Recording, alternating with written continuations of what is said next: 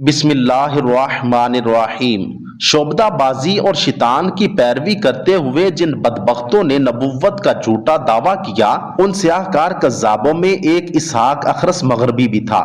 خلیفہ ابو جعفر منصور عباسی کے دور خلافت میں اس بدبخت نے جنم لیا اور مختلف مذہبی کتابوں کا مطالعہ اور زبانیں سیکھ کر اس نے گمراہی کا ایسا دل فریب جال پھیلایا کہ عام اور خاص بھی اس کے شیطانی شعبدوں کو دیکھ کر اس کے سامنے سرنگوں ہو گئے تھے۔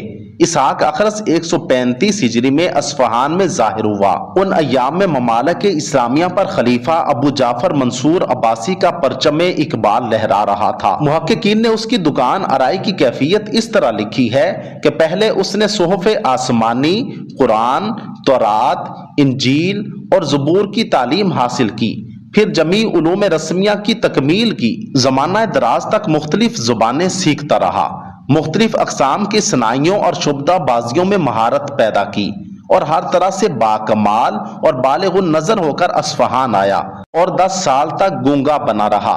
اصفہان پہنچ کر اس نے ایک عربی مدرسہ میں قیام کیا اور یہیں کی ایک تنگ و تاریک کوٹھڑی میں اس نے اپنی زبان پر ایسی مہر سکوت لگائے رکھی کہ ہر شخص اسے گونگا یقین کرتا رہا۔ اس شخص نے خود کو جاہل ثابت کرنے کے اشاروں کنایوں سے اپنا تاثر قائم کیا۔ 10 سال کی طویل مدت میں کسی کو وہم و گمان تک نہ ہوا کہ وہ علم و علوم پر اتنی مہارت رکھتا ہے۔ اسی بنا پر یہ اخرس یعنی گونگے کے لقب سے مشہور ہو گیا تھا۔ ہمیشہ اشاروں سے اظہار مدعا کرتا، لوگ اس کے ساتھ اشاروں کنایوں سے تھوڑا بہت مذاق کر کے تفریح تباہ کرتے تھے۔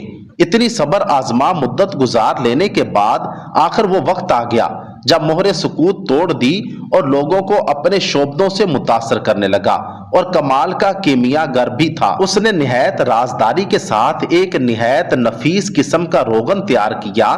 اس روغن میں یہ صفت تھی کہ اگر کوئی شخص اسے چہرے پر مل لیتا تو اس درجہ حسن و تجلی پیدا ہوتی کہ کوئی شخص شدت انوار سے اس کے نورانی چہرے کو دیکھنے کی تاب نہ لا سکتا۔ اسی طرح اس نے خاص قسم کی 2 رنگدار شمعیں بھی تیار کر لیں۔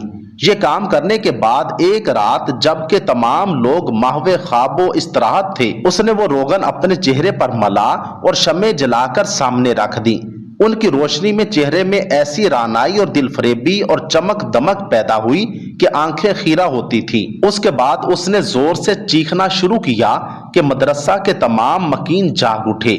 جب لوگ اس کے پاس آئے تو اٹھ کر نماز میں مشغول ہو گیا اور ایسی خوشالحانی اور تجوید کے ساتھ بآواز بلند قرآن پڑھنے لگا کہ بڑے بڑے قاری بھی اش اش کر گئے۔ مدرسہ کے علماء اور طلباء پر اس کا گہرا اثر ہوا اور یہیں سے اس کی جھوٹی نبوت کا سفر شروع ہو گیا۔ اس کی شیطانی تجلیات کا چرچا راتوں رات پھیل گیا اور وزراء جوک در جوک اس کو دیکھنے چلے آئے۔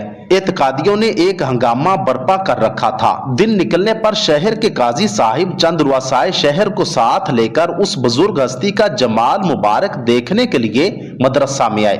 قاضی صاحب نے نہایت نیاز مندانہ لہجے میں التماس کی کہ حضور والا، سارا شہر اس قدرت خداوندی پر متحیر ہے، اگر حقیقت حال بتا دی جائے تو بڑی نوازش ہوگی۔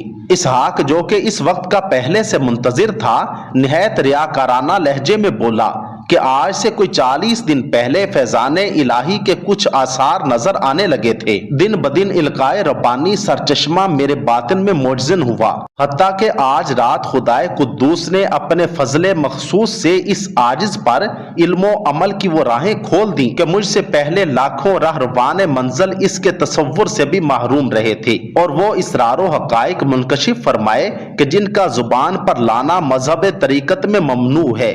البتہ مختصراً اتنا کہنے کا مجاز ہوں کہ آج رات 2 فرشتے حوض کوثر کا پانی لے کر میرے پاس آئے، مجھے اپنے ہاتھ سے غسل دیا اور پھر کہنے لگے السلام علیکہ یا نبی اللہ۔ میں یہ سن کر گھبرایا کہ واللہ عالم یہ کیا آزمائش ہے۔ ایک فرشتہ بزبان فصیح یوں گویا ہوا، اے اللہ کے نبی بسم اللہ کہہ کر ذرا منہ تو کھولیے۔ میں نے منہ کھول دیا اور دل میں بسم اللہ کا ورد کرتا رہا۔ فرشتے نے ایک سفید سی چیز میرے منہ میں رکھ دی۔ یہ تو معلوم نہیں کہ وہ کیا چیز تھی، البتہ اتنا جانتا ہوں کہ وہ شہد سے زیادہ شیریں، مشک سے زیادہ خوشبودار اور برف سے زیادہ ٹھنڈی تھی۔ اس نعمت خداوندی کا حلق سے نیچے اترنا تھا کہ میری زبان گویا ہوئی اور میرے منہ سے یہ کلمہ نکلا، اشہد ان لا الہ الا اللہ و اشہد ان محمد رسول اللہ۔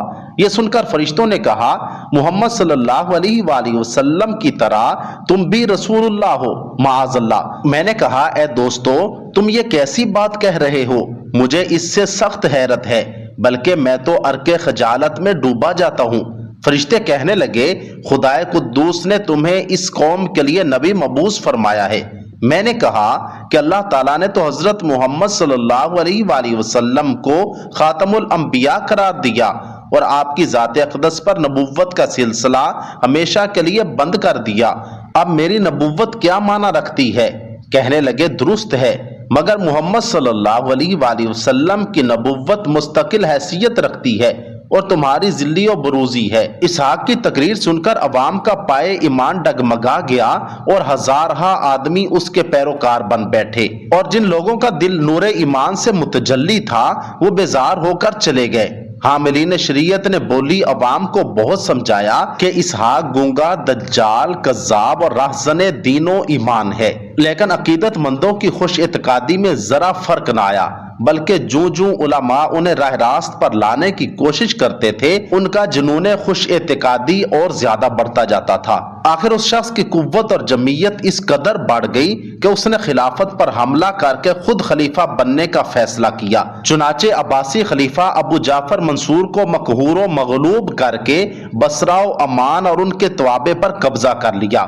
کئی مارکوں کے بعد خلافت عباسیہ کو فتح نصیب ہوئی اور اسحاق اخرس کو قتل کر دیا گیا۔ اللہ رب العزت سے دعا ہے کہ اللہ رب العزت ہمیں ایسے تمام شرور و فتنوں سے اپنی حفظ و امان میں رکھیں اور ہم سب کا خاتمہ ایمان پر کریں۔ کمنٹ سیکشن میں آمین ضرور لکھیے گا۔